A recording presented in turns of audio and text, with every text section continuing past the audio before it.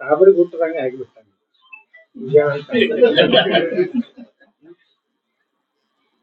ಅವನೇನು ಸಾಬ್ರ ಸಲುವಾಗಿ ಅವ ಪಾದಯಾತ್ರೆ ಮಾಡ್ದ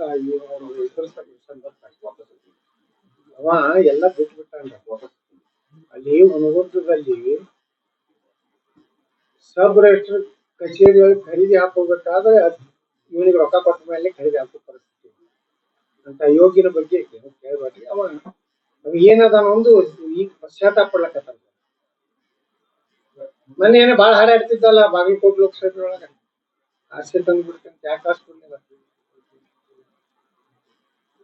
ಯಾಕೆ ಲೀಡ್ ಕೊಟ್ಟ ಇವ್ರಿಗೆ ಎಸ್ಕೇಶ್ವರಿ ಯೋಗದವ್ರಿಗೆ ರೊಕ್ಕ ಹೊಡೆದ ಕೊಟ್ಟ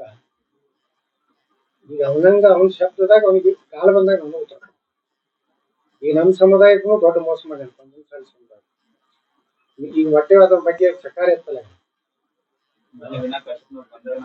ಪ್ರಶ್ನೆ ಮಾಡಿದ್ದು